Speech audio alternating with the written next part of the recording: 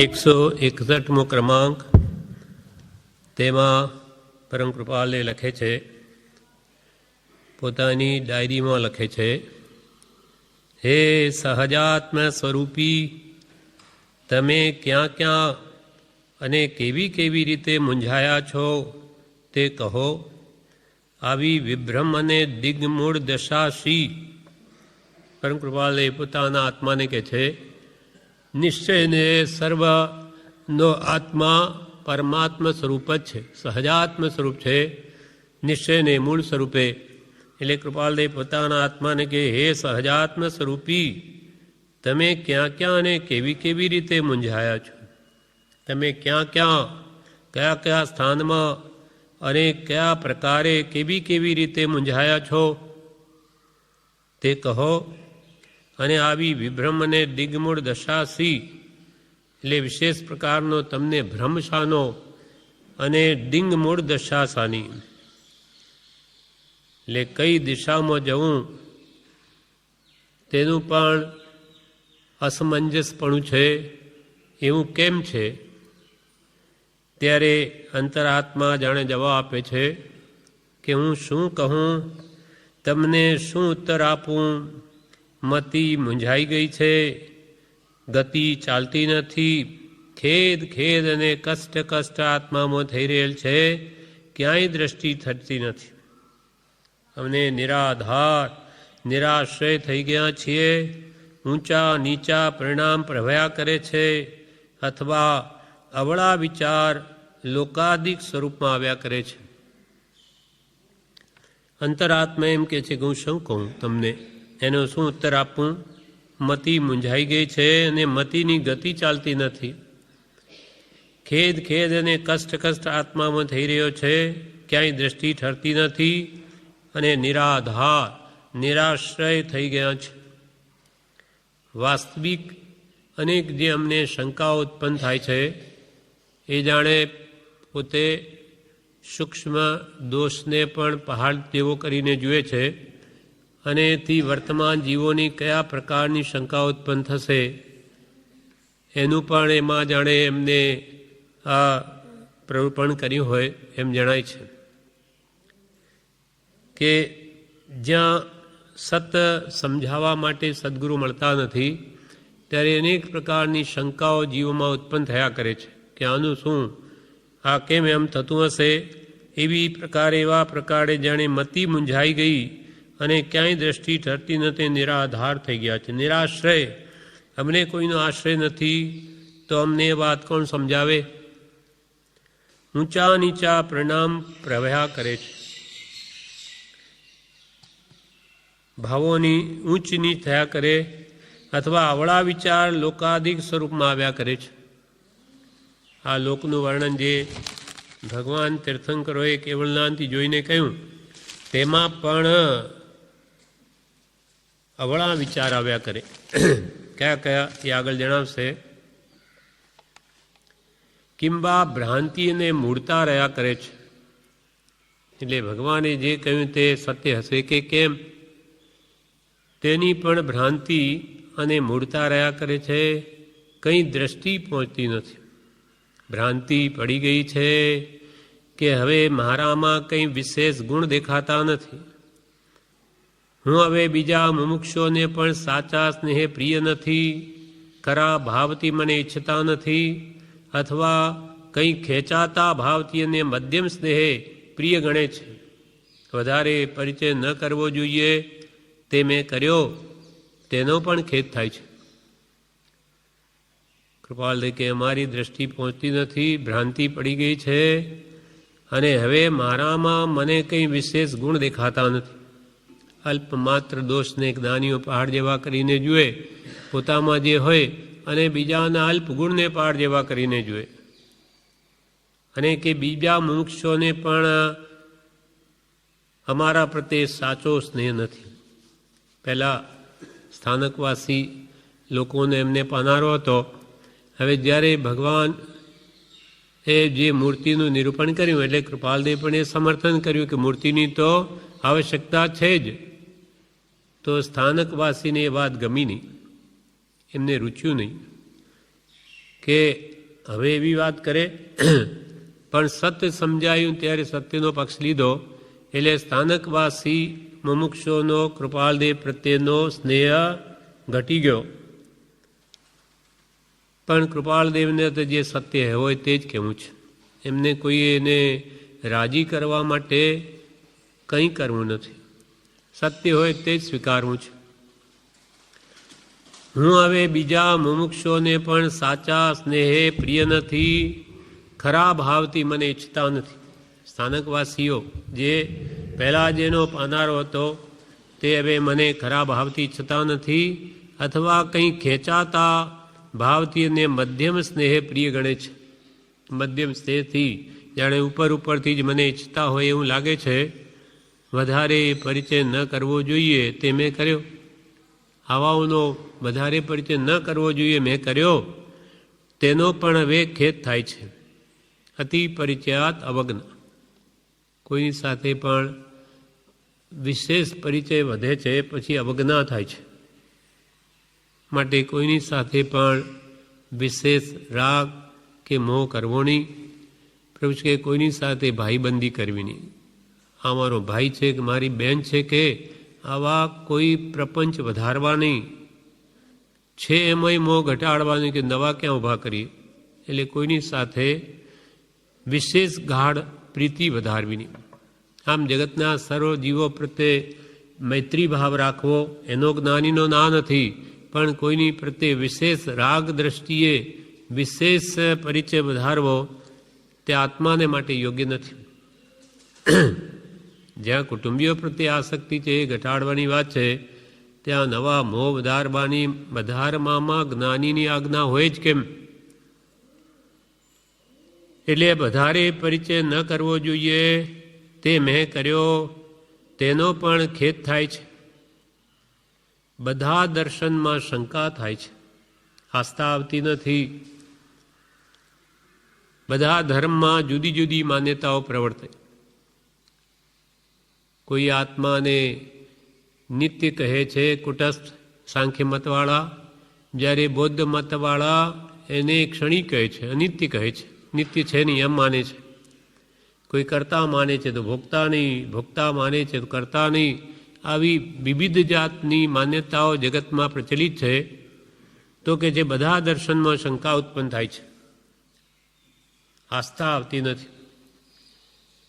કૃપાદેવ ભાવ આત્મસિદ્ધિમાં પણ કહ્યો છે કે અથવા મત દર્શન ઘણા કહે ઉપાય ને તેમાં મત સાચો કયો બને એ વિવેક. બધા પોતપોતાની ગાય છે, બધા કે અમારાથી જ મોક્ષ છે. મત ભેદે રે જો જઈ પૂછીએ સૌ થાપે હમે. તો સત્ય શું છે?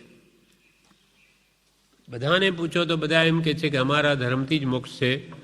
ત્યારે સત્ય શું? જ્યારે સિદ્ધાંત બધાના એકબીજાના વિપરીત પણ હોય, જુદા પડે, તો એવી રીતે મોક્ષ કેમ હોય? અર્થાત બધા દર્શનમાં શંકા થાય છે, આસ્થા આવતી નથી. જો એમ છે તો પણ ચિંતા નથી. આત્માની આસ્થા છે કે તે પણ નથી. કૃપાલદેવ પોતાના આત્માને પૂછે છે કે ભલે બધા ધર્મમાં આસ્થા આવતી નથી, પણ તમને તમારા આત્માની શ્રદ્ધા છે કે નહીં? જો એમ છે તો પણ ચિંતા નથી. આત્માની આસ્થા છે કે તે પણ નથી.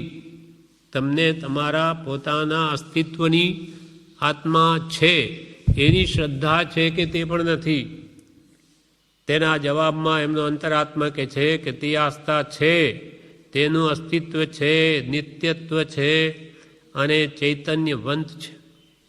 અજ્ઞાને કરતા ભોગતાપણું છે, જ્ઞાને કરતા ભોગતાપણું પરિયોગનું નથી. એની તો શ્રદ્ધા છે. આત્માનું અસ્તિત્વ તો છે જ, તે નિત્ય પણ છે, ચૈતન્યવંત છે, જડવત નથી. અજ્ઞાનના કારણે તે કર્મનો કરતા અને તેના ફળનો ભોગતા છે. અને જ્ઞાને આત્મજ્ઞાન થયે તે સ્વભાવનો કરતા ભોગતા થાય છે. સંપૂર્ણ કેવળ જ્ઞાન પ્રગટે તો સંપૂર્ણ રીતે સ્વભાવનો જ કરતા અને એના સુખનો ભોગતા બને છે. નાને કરતા ભોગતાપણું પરયોગનું નથી, એટલે પર સંયોગનું પર પ્રત્યેનું જ્ઞાન થયે કરતા ભોગતાપણું નથી. એની તો શ્રદ્ધા છે 6 પદની.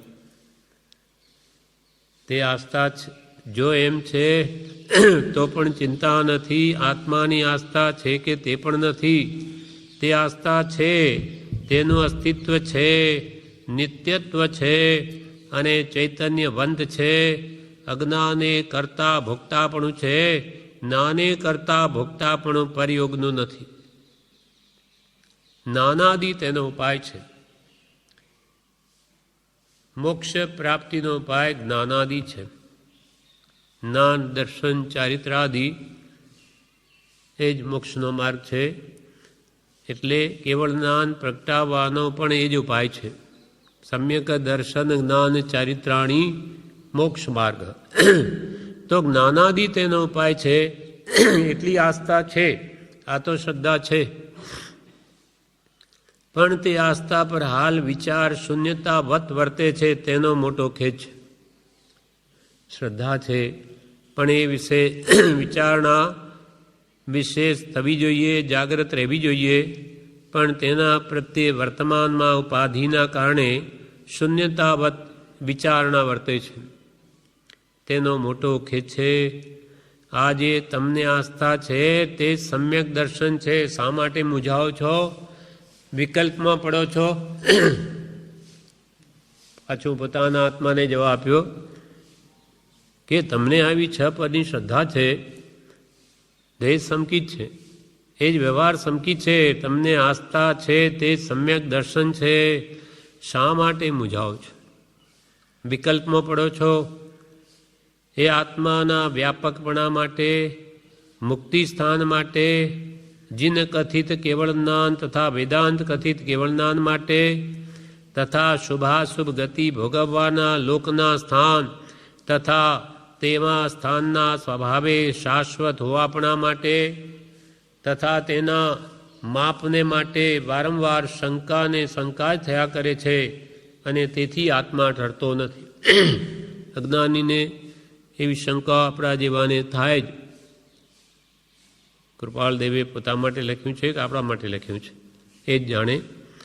પણ ઘણા અજ્ઞાનીઓને એવી શંકાઓ થાય કે આ લોકમાં આત્માના વ્યાપકપણા માટે, જે વેદાંત કહે છે કે ઈશ્વર સર્વ ઠેકાણે વ્યાપેલો છે, જળ ચેતન બંનેમાં, તો શંકા થાય છે ઈશ્વર કેવી રીતે વ્યાપે બધે.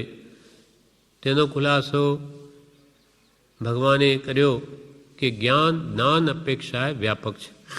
એનું જ્ઞાન સર્વ જળ ચેતન પદાર્થોમાં વ્યાપે એ અપેક્ષાએ ભગવાન સર્વત્ર વ્યાપ્ત છે. પણ કંઈ ભગવાન સાક્ષાત રૂપે કે જળમાં આવીને રહે નહીં. તે આત્માના વ્યાપકપણા માટે શંકા થાય છે કે મુક્તિ સ્થાન માટે, મોક્ષ સ્થાનના પણ અનેક વિકલ્પો જુદા જુદા ધર્મો માને છે. આપણે સિદ્ધાલયને મોક્ષ માનીએ છીએ, જ્યારે અન્ય મતવાળા દેવલોકને વૈકુંઠને મોક્ષ માને છે. દરેકની પોતપોતાની માન્યતા છે. અથવા કોઈ ઈશ્વરના સ્વરૂપમાં ભળી જવું, એક જ ઈશ્વર છે આખા જગતનો, એના બધા અંશ છે, એટલે જ્યારે આપણે મુક્તિ પામીએ ત્યારે ઈશ્વરમાં ભળી જઈએ છીએ, પોતાનું અસ્તિત્વ ગયું, એ રૂપ મોક્ષ માને. એમ પોતપોતાની વિવિધ માન્યતાઓ જગતમાં ચાલી રહી. તેથી પણ કે છે શંકા થાય છે કે સત્ય શું છે. તે આત્માના લોકમાં વ્યાપકપણા માટે, મુક્તિ સ્થાન માટે, જીન કથિત કેવળ જ્ઞાન તથા વેદાંત કથિત કેવળ જ્ઞાન માટે પણ શંકા થાય છે. વેદાંત કથિત કેવળ જ્ઞાન જે છે એ કહે છે એ જૈનનું સમ્યક દર્શન છે. સમકિત પામ્યો એટલે જાણે વેદાંત યોગ તો કેવળ જ્ઞાન થઈ ગયું, પૂર્ણાહુતિ થઈ ગઈ. જ્યારે જૈનની દ્રષ્ટિએ તો હજી શરૂઆત છે. ખરેખર ધર્મની શરૂઆત થઈ કહેવાય. સમકિત થયે અને તેમને આત્મદર્શન થયું એટલે કેવળ જ્ઞાન થઈ ગયું, પૂર્ણતા માને. એમ જે વિવિધ કલ્પનાઓ જગતમાં પ્રવર્તી રહી છે, તો શંકા થાય છે કે સત્ય શું? જીન કથિત કેવળ જ્ઞાન તથા વેદાંત કથિત કેવળ જ્ઞાન માટે શંકા થાય, તથા શુભાશુભ ગતિ ભોગવવાના લોકમાં સ્થાન, શુભાશુભ ગતિ ભોગવવાના સ્થાન, કે શુભ કરે ફળ ભોગવે દેવાદિગતિ માય, ને અશુભ કરે નરકાદિ ફળ કર્મ રહિતન ક્યાંય. તો આ કે ગતિઓ કોણે બનાવી? આ દેવલોક કોણે બનાવ્યા? ત્યાં જીવ આપોઆપ કેવી રીતે જાય, નરકમય કેવી રીતે જાય? એમ તથા શુભાશુભ ગતિ ભોગવવાના લોકના સ્થાન, જે સ્થાનનું વર્ણન શાસ્ત્રોમાં કહ્યું છે તેમાંય કે જે શંકા થાય છે, તથા તેવા સ્થાનના સ્વભાવે શાશ્વત હોવાપણા માટે. પાછા કે એ બધા સ્થાનો શાશ્વત છે, અનાદિકાળથી છે, અનંતકાળ સુધી રહેશે, કોઈએ બનાવ્યા નથી. તે ભોગ્ય વિશેષના સ્થાનક દ્રવ્ય સ્વાભાવિક છે, બનેલા જ છે. તે ભોગ્ય વિશેષના સ્થાનક દ્રવ્ય સ્વભાવ ગહન વાત છે શિષ્યા, કઈ સંક્ષેપે સાવ. ગહન વાત છે, સંક્ષેપમાં કહ્યું છે, એકદમ એ વાત નહીં સમજાય કે જ્ઞાનીઓ જેમ કે થોડો ઊંચા તારી જ્ઞાન દશા વધાર તો તને ખ્યાલ આવશે કે સ્થાનો કોઈએ બનાવનાર છે, કોઈ બનાવરા હોય તો કોણ છે, કોને એની સત્તા છે એવી, અને એ કેવી રીતે બનેલા છે, તું ઉપર આવે તને આપોઆપ સમજાઈ જશે. એમ એના વિશે શંકા થાય. તથા શુભાશુભ ગતિ ભોગવવાના લોકના સ્થાન તથા તેવા સ્થાનના સ્વભાવે શાશ્વત હોવાપણા માટે તથા તેના માપને માટે વારંવાર શંકા ને શંકા થયા કરે છે. આ બધા જે માપ આયુષ્યના, જે પલ્યોપમના, સાગરોપમના જે કહ્યા કરોડો અસંખ્યાત વર્ષ, એમાં શંકા થાય છે. 33 સાગરોપમનું આયુષ્ય ઉત્કૃષ્ટ છે, દેવલોકનું કે નરકનું, તો એ કંઈ કાળ છે?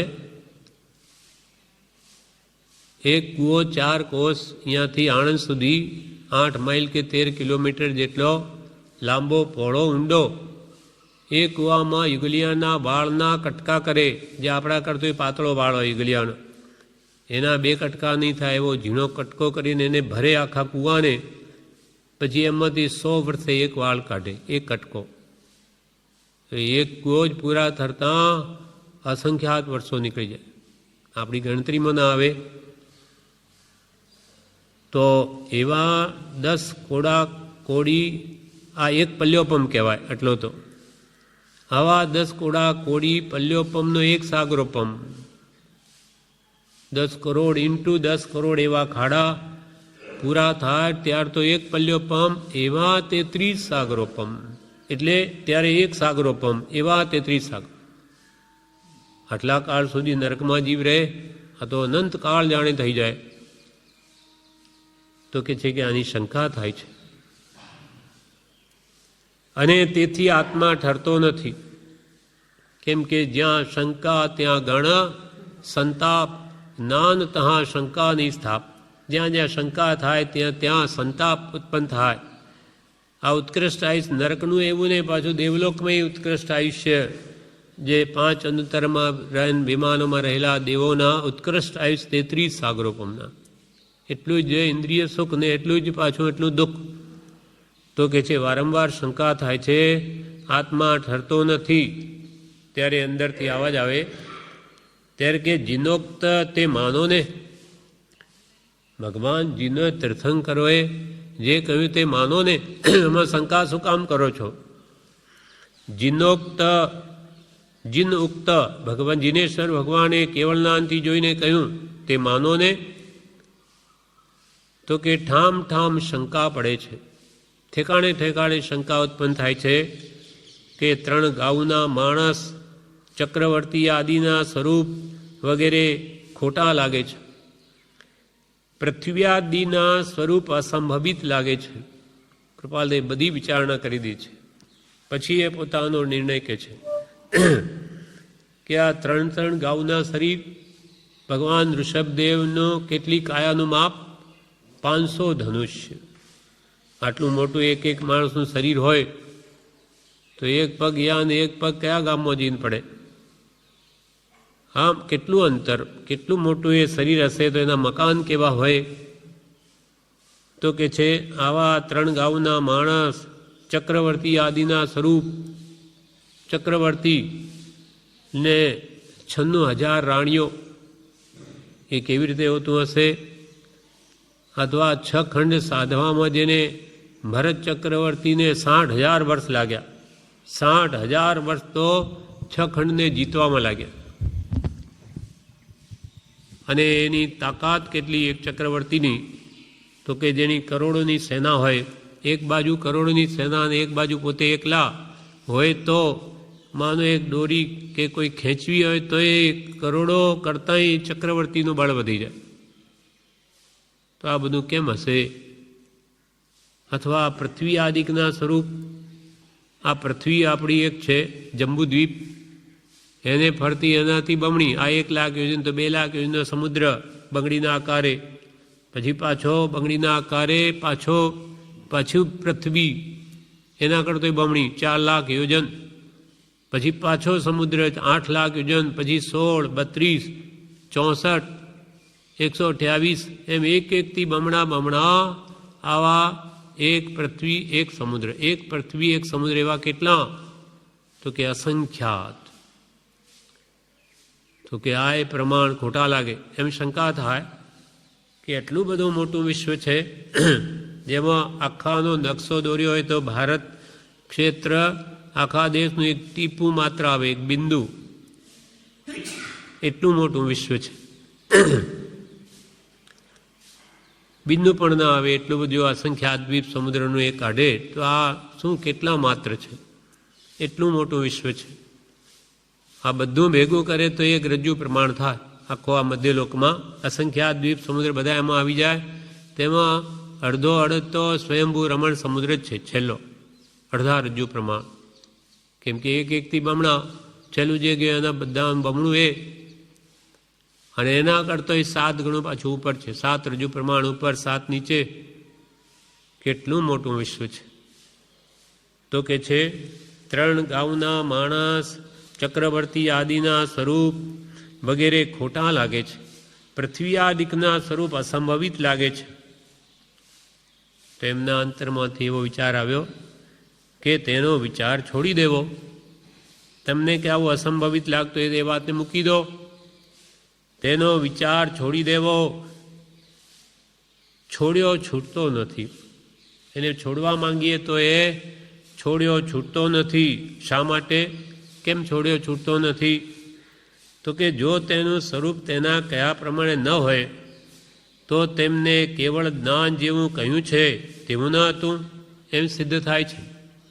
ભગવાન તીર્થંકરોએ કેવળ જ્ઞાનથી જોઈને આ બધું કહ્યું તો કે આ રીતે નથી, તો પછી ભગવાનનું કેવળ જ્ઞાન પણ ભગવાને જેવું કહ્યું તેવું નહોતું. જો તેનું સ્વરૂપ ભગવાને કયા પ્રમાણે જગતનું સ્વરૂપ ન હોય તો તેમને કેવળ જ્ઞાન જેવું કહ્યું કે કેવળ જ્ઞાન આખું લોકાલોકનું જ્ઞાન એને થાય તો તેવું એમને નહોતું એમ સિદ્ધ થાય છે. તો તેમ માનવું પ્રશ્ન.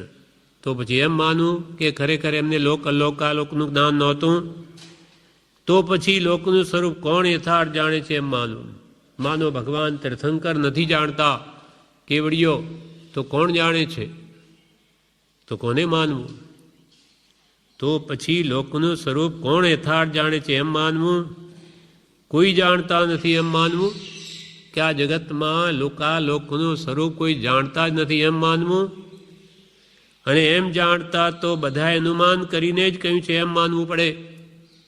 જોકે કેવડીઓ પણ જો કે સત્ય નહીં હોય એમ માનીએ તો પછી કોઈનું સત્ય નથી, બધા અનુમાનથી જ વાત કરી છે એમ માનવું પડે. તો પછી બંધ મોક્ષાદિ ભાવની પ્રતીતિ સી. જો ભગવાન કેવડીના કહ્યા પ્રમાણે પણ આ જગતમાં નથી તો એમને જે બંધ મોક્ષની વ્યવસ્થા ભગવાન તીર્થંકરોએ પ્રગટ કરી તેના પ્રત્યે પણ શ્રદ્ધા કેમ આવે? કેવી રીતે જીવ બંધાય, કેમ મુક્ત થાય, એ જે ઉપાયો જ્ઞાનીઓએ જાણીને બતાવ્યા તો પણ એ સત્ય ન ઠરે, એના પ્રત્યે કેમ વિશ્વાસ લાવવો? તો પછી બંધ મોક્ષાદિ ભાવની પ્રતીતિથી યોગે કરી તેનું દર્શન થતું હોય ત્યારે શા માટે ફેર પડે? મન વચન કાયાના યોગ સ્થિર કરી એ યોગ સાધના વડે આ જગતનું અર્થાત કેવળ જ્ઞાન વડે આ જગતનું દર્શન થતું હોય ત્યારે શા માટે ફેર પડે? કેવળ જ્ઞાનથી બધા જનું સ્વરૂપ જેમ જાણીને ભગવાને કહ્યું તો એમાં કેમ ફરક પડે? ત્યારે બરી પ્રશ્ન થાય મનમાં કે સમાધિમાં નાની વસ્તુ મોટી દેખાય અને તેથી માપમાં વિરોધ આવે. હવે આત્મ સમાધિમાં નાની વસ્તુ મોટી દેખાય, પાડ જેવું પૂંછડું કલ્પે તો કેટલું મોટું દેખાય, તો કંઈ પાડ જેવું પૂંછડું થોડું હોય.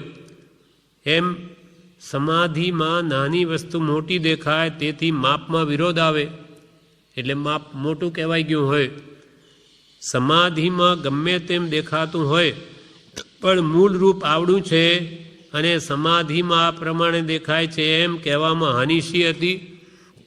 કે ભાઈ જુઓ, અમે આત્મ સમાધિમાં હોઈએ ત્યારે ભલે અમને મોટું દેખાય પણ એવું નથી, આવું નાનું જ રૂપ છે. તો જેવું હોય એમ ભગવાનને કહેવામાં હાનિ શું હતી? એમને ભલે ને મોટું દેખાય પણ ભાઈ એવું નથી, નાનું છે, તો એ પ્રમાણે એમને કહેવું જોઈએ. એમાં શું હાનિ હતી? તે કહેવામાં આવ્યું હોય પણ વર્તમાન શાસ્ત્રમાં તે નથી રહ્યું એમ ગણતા હાનિ શી? માનો કે ભગવાને તો બધું કહ્યું હોય પણ આજે શાસ્ત્રોમાં નહીં હોય એમ કહેવામાં હાનિ શી? હાનિ કંઈ નહીં, પણ એમ સ્થિરતા યથાર્થ આવતી નથી. ભગવાને જે જોયું હોય તે પ્રમાણે જ કહ્યું હોય. ભગવાને જોયું કંઈ ને અસલ હોય કંઈ, તો એમને કેમની વાત ઉપદેશી? તો એટલે નથી, શાસ્ત્રમાં હોય તો કેમ ના આવે? કંઈ એ જ વાત ગુણ થઈ જાય. બધું જેમ હોય તો શાસ્ત્રોમાં છે તો આ પણ હોવું જોઈએ. એમ કહેવામાં બીજી હાનિ નથી, પણ અમારા આત્મામાં તે વિશે શંકા રહ્યા કરે છે અને સ્થિરતા આવતી નથી. અને એમ સ્થિરતા યથાર્થ આવતી નથી તો કે બીજા પણ ઘણા ભાવોમાં ઠામ ઠામ વિરોધ દેખાય છે. ભગવાને જે કહ્યું કે અહીંયા બધા અસંખ્યાત જીવો, અનંત જીવો ઠાંસીને ભરેલા કાજલના કૂપાની જેમ, કે આમ ઠામ ઠામ અમને શંકા આવે. બીજા પણ ઘણા ભાવોમાં ઠામ ઠામ વિરોધ દેખાય છે. ત્યારે અંતરથી જવાબ આવ્યો, તમે પોતે ભૂલતા હો તો તમને આવું દેખાય છે, પણ એમાં તમારી જ કંઈ ખામી હશે તો? તમે ભૂલતા હો તો એટલે તમારી જ આવી વિચાર શ્રેણીમાં કંઈ ભૂલ હશે તો? તે પણ ખરું. ત્યારે અંતરથી આવા જાવ કે હા, એમ પણ હોઈ શકે, મારામાં પણ ભૂલ હોઈ શકે, તે પણ ખરું. પણ અમે સાચું સમજવાના કામી છીએ, કંઈ લાજ શરમ માન પૂજાદિના કામી નથી. છતાં સાચું કેમ ન સમજાય? કે અમારી પણ ભૂલ હોઈ શકે, અમારી દ્રષ્ટિ નિર્મળ ન હોય તો અમને યથાર્થ સમજાય પણ નહીં, શ્રદ્ધાન પણ ન આવે, એમાં અમારી પણ ભૂલ હોઈ શકે. પણ અમે સાચું સમજવાના કામી છીએ. અમારે જે સત્ય હોય તે જાણવું છે, એમાં અમને કોઈ લાજ શરમ નથી કે ભાઈ અમે કેવી રીતે પૂછીએ, કે અમને કોઈ માન પૂજાદિની એના કામી નથી કે અમે આવી રીતે કેવી રીતે પૂછીએ બીજાને. એવી અમારી કોઈ અંતરમાં ઈચ્છા નથી. અમારે તો સત્ય જાણવું છે, છતાં સાચું કેમ ન સમજાય? અમારે જાણવું છે તો કેમ ન સમજાય? એના જવાબમાં કહ્યું, સદગુરુની દ્રષ્ટિએ સમજાય. સદગુરુ જેને ભગવાન જે જ્ઞાન પામ્યા એનો અંશે જેને આત્માનો અનુભવ છે, એવા સદગુરુ દ્વારા તે સ્વરૂપ સમજાય. બધું સદગુરુની દ્રષ્ટિએ સમજાય, પોતાથી યથાર્થ ન સમજાય. પોતાની અજ્ઞાન બુદ્ધિ વડે આ બધું વાસ્તવિક તત્વ જેમ છે તેમ ન સમજાય, પણ સદગુરુથી સમજાય, સદગુરુની દ્રષ્ટિએ સમજાય. ત્યારે હવે જવાબ આવ્યો, સદગુરુનો યોગ તો બાજતો નથી. ક્યાં છે સાચા આવા આત્માનુભવી પુરુષો કે તેને જેને પૂછી અને અમારી યોગ્યતા નથી તો તેનાથી સમજી શકીએ? જેમ કે વિતરાગનો કહેલો પરમ શાંત, આ કૃપાલદેવ બધું જોઈને સાર આ કાઢ્યો. વિતરાગનો કહેલો પરમ શાંત રસમય ધર્મ પૂર્ણ સત્ય છે, એવો નિશ્ચય રાખવો, મનમાં દ્રઢ નિશ્ચય રાખવો. ભગવાન તીર્થંકરોએ કેવળનાથી જોઈને કહ્યું તે પરમ સત્ય જ છે, કેમ કે એમને અસત્ય કહેવાનું કોઈ કારણ નહોતું. પણ જીવના અનઅધિકારીપણાને લીધે તથા સત્પુરુષના યોગ વિના સમજાતું નથી. એક તો આપણી યોગ્યતા નથી અને આપણે સમજાવનાર એવા પુરુષોનો યોગ નથી, તો કેવી રીતે સમજાય? સદગુરુનો યોગ તો બાજતો નથી અને અમને સદગુરુ તરીકે ગણવાનું થાય છે. કૃપાલ કે સદગુરુથી સમજાય એમ તમે કહો છો, પણ અમારે સદગુરુ જોઈએ છે. સદગુરુનો સદ એટલે આત્મા જેને પ્રાપ્ત છે એવા સદગુરુનો યોગ અમારે જોઈએ છે, તો એ તો મળતો નથી અને અમને સદગુરુ તરીકે ગણવાનું થાય છે. એ લોકો તો અમને જ કે સદગુરુ તરીકે ગણે છે. તે કેમ કરવું? તેના માટે કેમ કરવું? અમે જે વિષયમાં શંકામાં છીએ તે વિષયમાં બીજાને શું સમજાવવું? અમને જે શંકા છે તો અમે બીજાને કેમ સમજાવવું? કંઈ સમજાવ્યું જતું નથી અને વખત વીત્યો જાય છે. એ કારણથી તથા કંઈક વિશેષ ઉદયથી ત્યાગ પણ થતો નથી.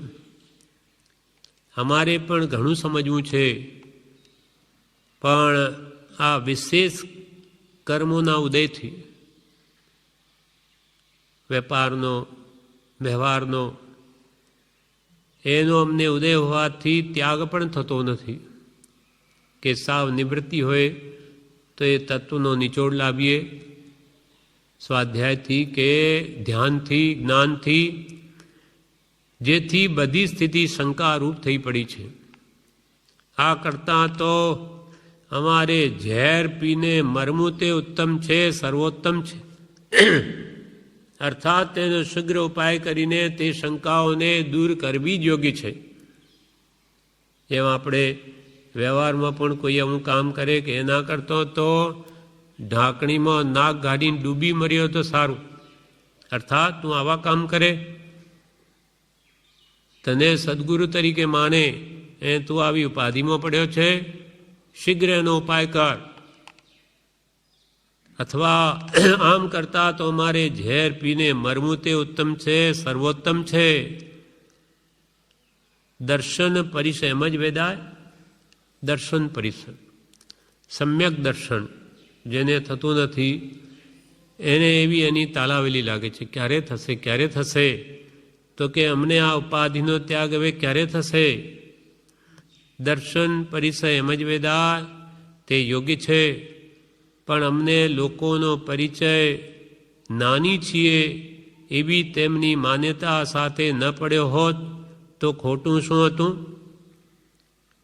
હમણે શીઘ્ર આ પરિગ્રહથી રહિત થઈને આત્મધ્યાનમાં લીન થવાની કામના છે, પણ આ અમને લોકોનો પરિચય પડ્યો અને લોકો અમને જ્ઞાની છીએ માને છે. પણ અમને લોકોને દર્શન પરિસર એમ જ વેદાય? તો કે હા તે યોગ્ય છે, એમ જ વેદાય. પણ અમને લોકોનો પરિચય નાની છીએ એવી તેમની માન્યતા સાથે ન પડ્યો તો ખોટું શું હતું? પણ નાની બીજા લોકો તો અમને જ્ઞાની માને છે, એ ન પડ્યો તેમનો પરિચય તો ખોટું શું હતું?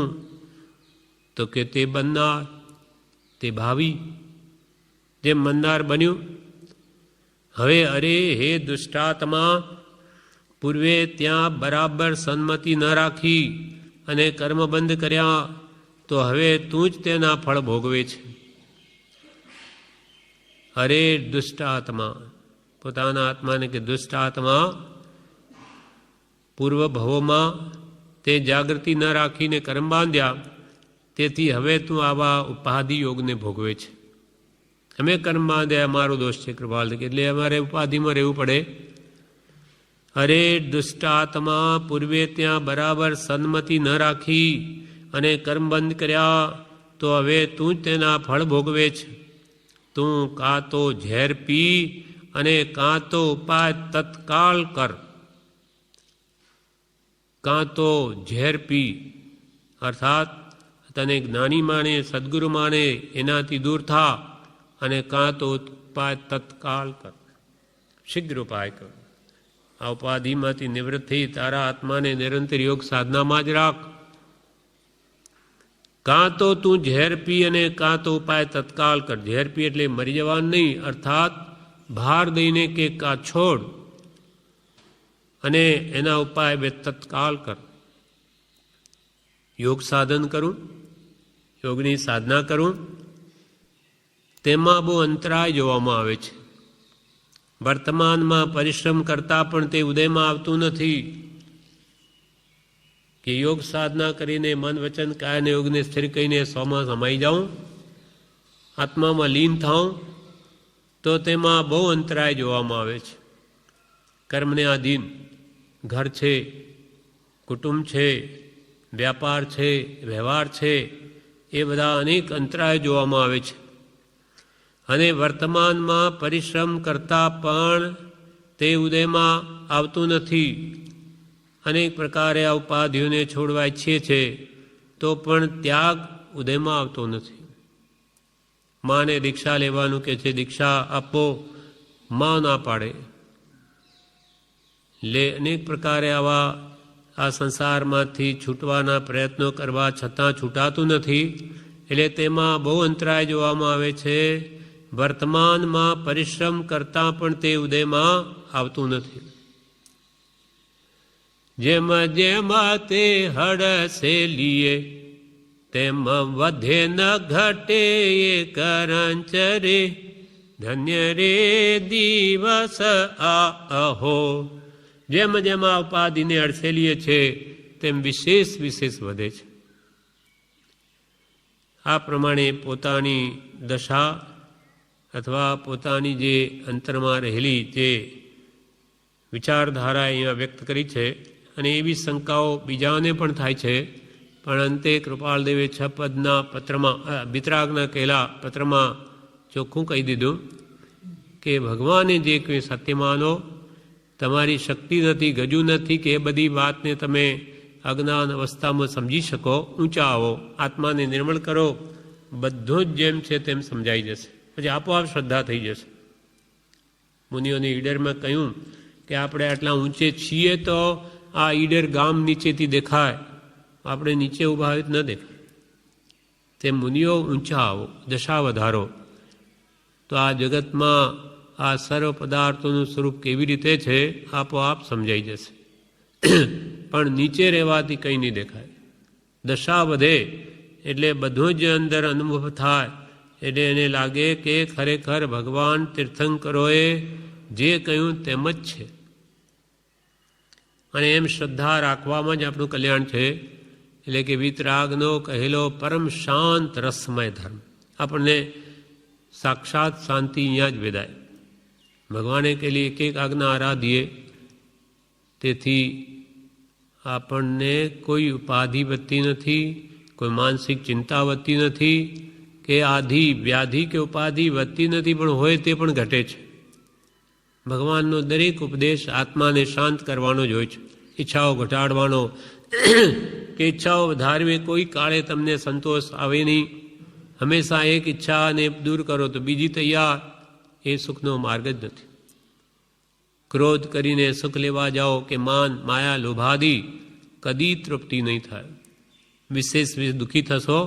એના કરતાં એના પ્રતિપક્ષી ગુણોને કેળવો તો જુઓ તમને અહીંયા સાક્ષાત સુખ શાંતિ વેદાય છે કે નહીં.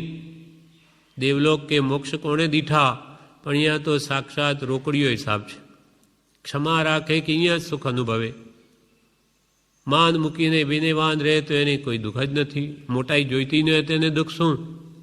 માયા કપટ કરનારો સદા ભયભીત રહે, પણ જે સરળ ભાવે જીવે એને દુઃખ શું? લોભથી આખું જગત દુઃખી છે, સંતોષી છે, સદા સુખી છે, આ તો બધા પ્રત્યક્ષ આપણને અનુભવાય છે. એટલે ભગવાનની એક એક વાણી પરમ સુખ આપનારી છે, તો એના પર વિશ્વાસ રાખીને એ ગુણો પ્રગટાવવા, તો વર્તમાનમાં જ અને સુખ શાંતિજી ભોગવે તો એનું ફળ આગળ સુખ જ આવવાનું છે. અને જેમ નિર્મળતાથી જ્ઞાન પ્રગટશે કે આ બધું જગતનું સ્વરૂપ કેમ છે, બધું જણાઈ જશે. આ પ્રમાણે 161માં પત્રની એમની વિચારણા પૂરી થઈ. આવતીકાલે 162મો પત્ર વાંચીશ.